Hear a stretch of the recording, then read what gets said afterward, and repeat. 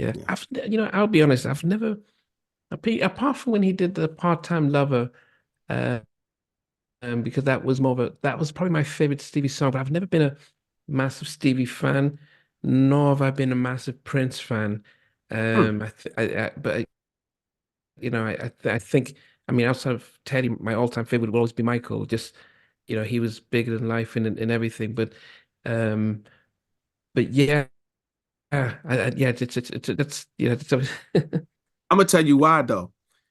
You're a more of an 80s and 90s music fan, right?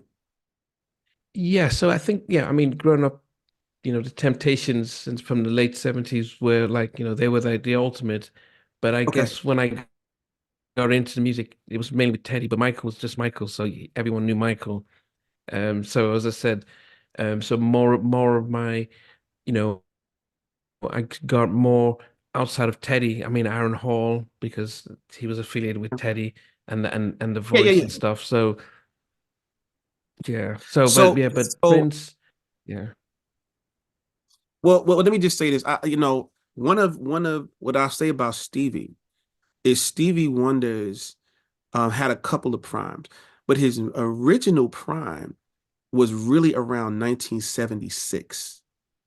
So you'd have to get into, let's say, Talking Book, that album, then the next album.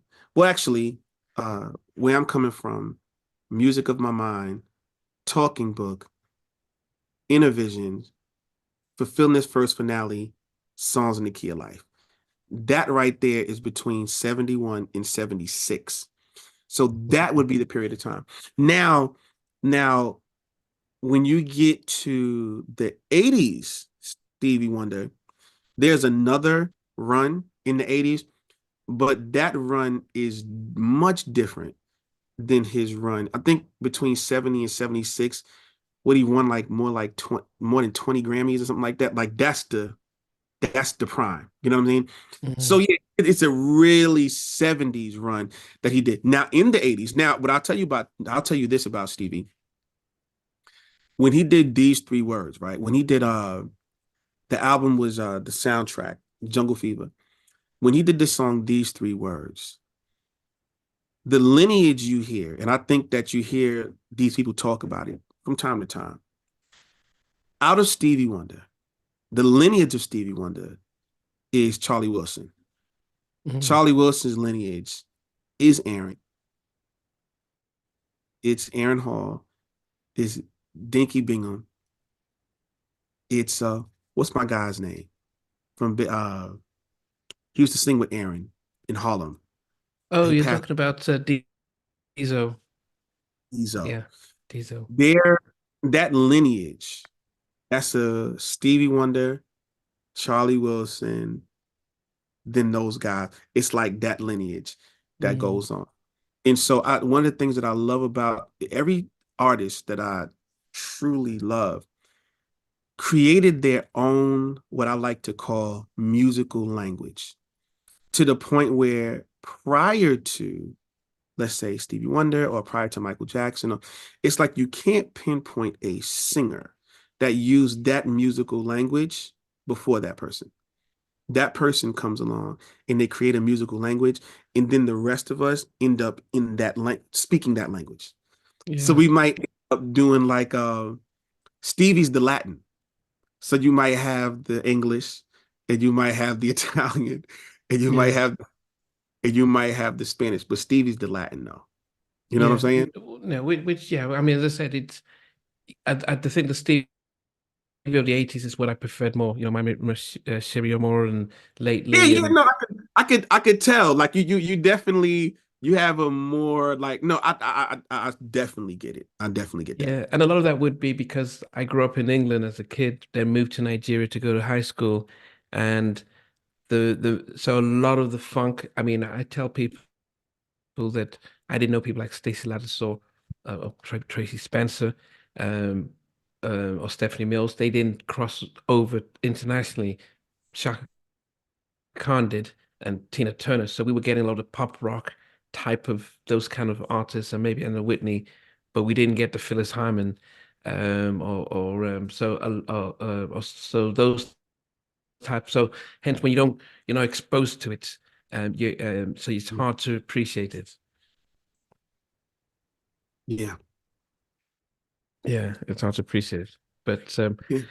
well, it has been, yes, it has been, yeah, I really appreciate that, and the thing about my job, I don't have a script, so and Oh, my only reference points are a few albums that you've done and stuff, and then we go from there. So it is a lot of people were like, "Oh, Ladae was our favorite group." When I did say, "Hey, I'm going to interview," you, like, "Oh man, Ladae, whatever happened to them? I can't wait to hear yeah. the journey and stuff like that." Listen, shout out to everybody that ever supported Ladae.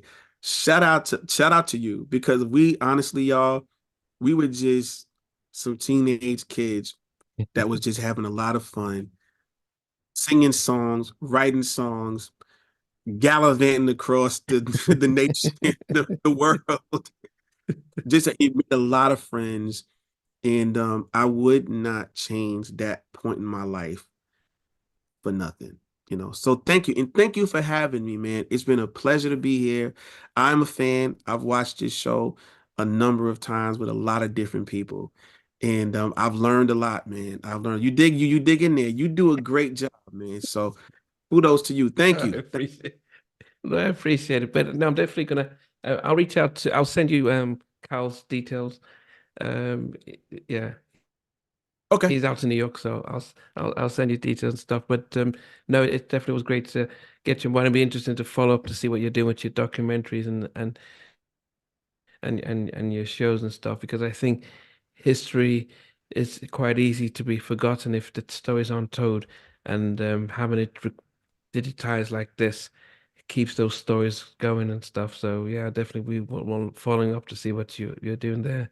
If people want to follow you, um, both on your social media, what's the best? Where should they reach out to you? Catch me on Instagram. Instagram. This is TL Cross. This is TL Cross. I'm gonna say it a third time because when they say in marketing, you say something three times, people can remember it now. This is TL Cross. This is TL Cross. Okay. Meet me over there. You might catch me doing a little bit of singing, a little bit of music, and you'll catch a lot of information, history, and stuff like that. Okay. Okay. And then would you be going on to any tours stuff 2024? Oh, you know what? In 2024, a lot of what I'm doing is lecturing, on history stuff. A lot of stuff I'm doing is shooting as it pertains to the documentary stuff. But I'm always open to getting with Jimmy and Terry, being a part of Jimmy Jam and Terry Lewis Review.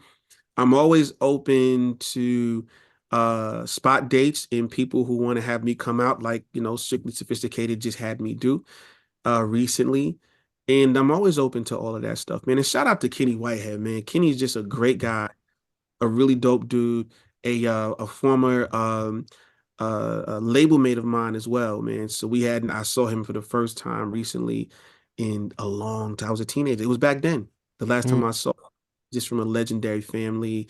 I have nothing but love for him and his lineage. You know what I'm saying? yeah. So, and again, man, I appreciate you, brother. I'm here. Hit me up anytime. I'll come back. So I'll be a friend to the show. def definitely. But then also, yes, actually, yes. I think Jackie McGee has probably come on like 5 times. Woody Rock from Drew Hill. Well, from Woody, family of Drew. Yeah, quick Woody. story about Woody. Quick story about Woody. We were in the back of the Apollo one time. Ladae was, and this is something that this is interesting.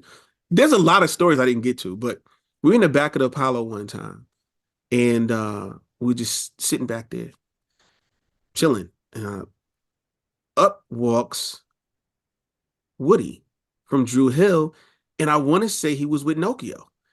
It was him and another guy, and the other guy had a camcorder. He was filming. I'm I put I'm 90% sure it was Nokia, but they were new. Mhm. Like they hadn't blown up yet. You know what I'm saying? And so that's why I can't remember because now later I would have known the face. You know what I'm saying? But at the time it was just like I wasn't sure. Uh he walks up to me and says, "Yo, man, my name is Woody and I'm from Drew Hill. And man, I'm a big fan." And he said, "I love the song you guys had, Without the Rain." And then he stands next to me, puts his arm around me like this, and the guy has the camera and he starts singing the song into the camera. And I was like, this is different, and I liked him. I thought he was a really nice guy. And I was like, man, that was really, really cool. Who knew? Because a lot of groups back then didn't give each other love, didn't give each other props because it was such Mm. a competitive kind Yeah, of yeah, but he absolutely did that, man. He absolutely did that. And I remember when he was left the group and he was going to do his solo thing, he had me come to the studio. He said, yo, come by, man. Come by. Listen to some of the stuff I'm doing and stuff like that. And I stopped by. I stopped by the studio, you know. uh, Um, but I never had too many interactions with Drew. We didn't have many interactions with Drew Hill, but I was very proud, to see young black men out there doing their thing. Now, of course, at the time we were all competitive, you know what I'm saying, and all. But yeah, yeah. I mean, I look back, man, and I'm proud of them brothers, man. I'm proud of 112. I'm proud of Soul for Real. I'm proud of any young black male that was out there singing a message of love because Yeah.